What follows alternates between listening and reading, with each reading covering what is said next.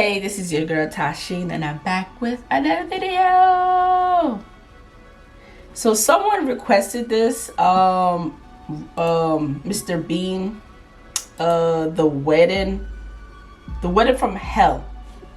Someone wanted me to watch this, so hopefully it's funny, okay? Because y'all know me, y'all know I love to laugh, so hopefully this is funny, okay?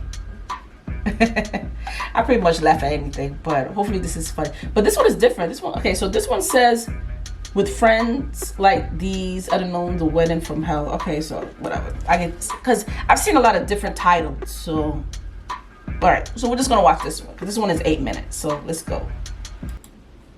Do you ever have one of those days when everything seems to go wrong? I did. Unfortunately, it was my wedding day, and 3 men in particular were to blame. It all started with the priest. I now pronounce you man and wife. Well done. You may now kiss the bride. Nice one. All right, please be seated, everybody. I'd just like to say a few words before communion. You know, a lot of prospective brides ask me these days, Father, what is the church's attitude to fellatio?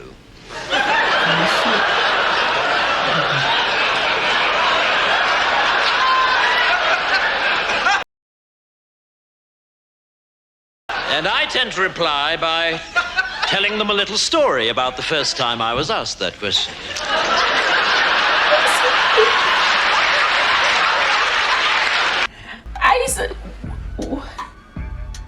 I remember when I was in church, we had to drink the wine, and we had the little biscuit things. Why is he dipping it like that?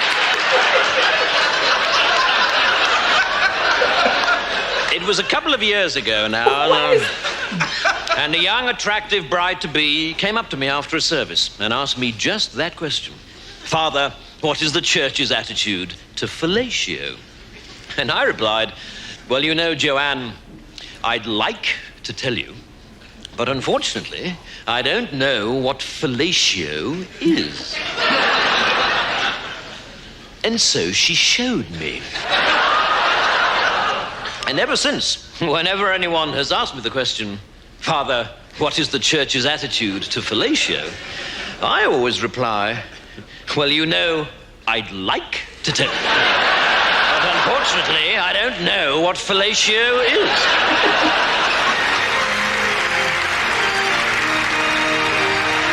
I never seen this. I never knew he did like live performance like this. This is the first time I ever seen anything like this before. I'm so used to seeing him, you know, doing movies and TV shows, but I never ever see anything like this before.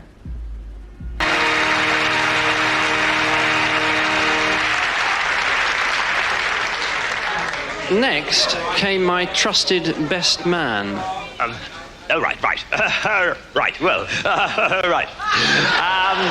Ladies and gentlemen, and fellow survivors of that stunning stag party, how did those two girls get under the table, and what the hell were they up to with that toothpaste?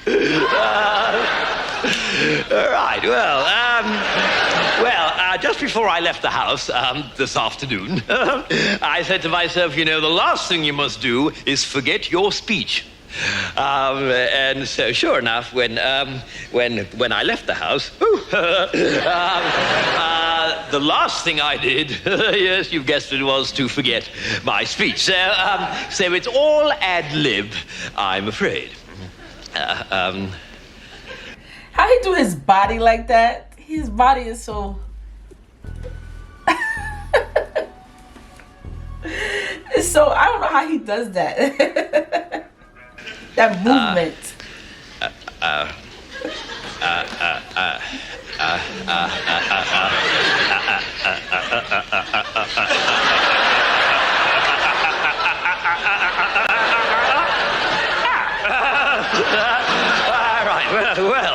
dear me. Well, now, where should I begin? I'd like to begin now. Right. Well, I've known the groom ever since we first went to school together at the age of 8. And you know, he hasn't changed a bit. Well, that's not quite true, of course. He didn't have his beard then.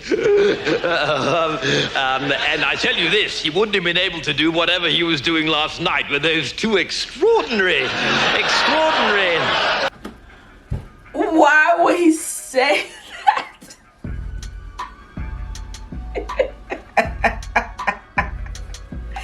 Remember what I mentioned to y'all in the other video, that this is why I don't want a big wedding. I don't want nobody talking about wedding. Don't you dare get up out of your seat.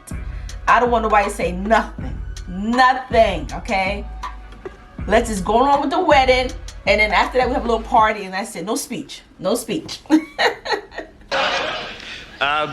Extraordinary how little people change, isn't it?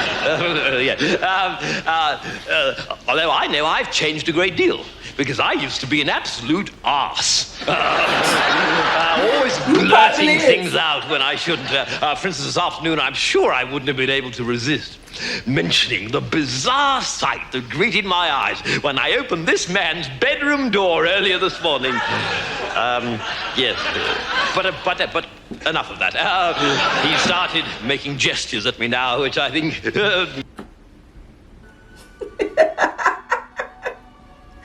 Because he's trying to tell you, shut the fuck up. Like, shut up.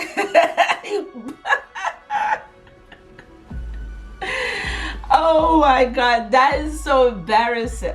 Oh my God. The groom is probably sitting there like, not the groom, the bride. She's probably sitting there like, what is he talking about? What is he talking about? What did he... means he wants me to cut my speech short. Yes, cut it short. Suffice to say that I think he'll make a ripping husband, and I think his wife's ripping too, and I can only hope that the dress will hold out. So I'd like to propose a toast, to go with the pate.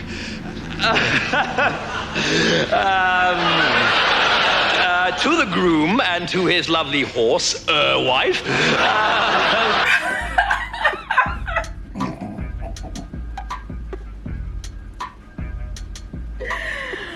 Oh my God. You see what I'm talking about, speeches? It doesn't always turn out to be good all the time. Because it's always that one person that is gonna mess up your whole wedding. Okay? Because it's stupid stuff they say. This is why nobody's not allowed to talk in my wedding. Like, if I get married again, I want nobody talking in my wedding. I don't care. Keep your speeches. I don't care. Nobody's not going to say crap. We're skipping this part. We're skipping this. Oh man, it's all starting to come back to me now. And I just know that their marriage will be as happy and satisfied as I was when I paid off those two prostitutes earlier this morning.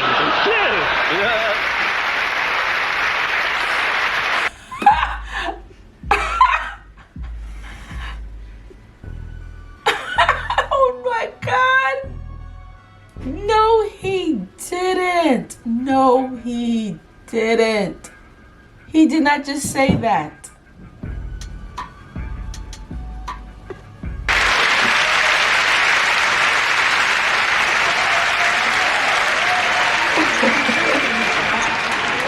And finally, my loving father-in-law provided the perfect end to a perfect day. Tired. Ladies and gentlemen and friends of my daughter. There comes a time in every wedding reception when the man who paid for the damn thing is allowed to speak a word or two of his own. And I should like to take this opportunity sloshed as I may be, to say a word or two about Martin. As far as I'm concerned, my daughter could not have chosen a more delightful, charming, witty, responsible, wealthy, let's not deny it, well-placed, good-looking, and fertile young man than Martin as her husband. And I therefore ask the question, why the hell did she marry Gerald instead? Oh no.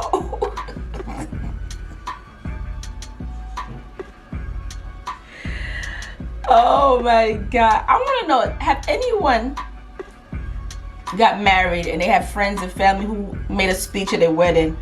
Like, how did you feel? Were you nervous? Because you know how your parents are, you know how your friends are. Were you nervous?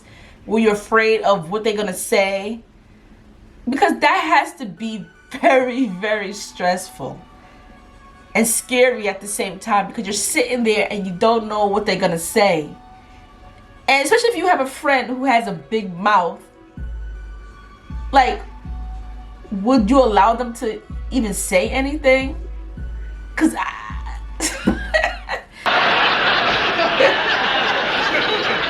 Because Gerald is the sort of man we used to describe at school as a complete prick. If I may use a gardening simile here, if his entire family may be likened to a compost heap, and I think they can, then Gerald is the biggest weed growing out of it. I think he's the sort of man people emigrate to avoid. I remember the first time I met Gerald, I said to my wife, she's the lovely woman propping up that horrendous old lush of a mother of his, either this man is suffering from serious brain damage, or the new vacuum cleaners arrive. As for his family, they are quite simply the most intolerable herd of steaming social animals I've ever had the misfortune of turning my nose up to. I spurn you as I would spurn a rabid dog. I would like to propose a toast to the caterers.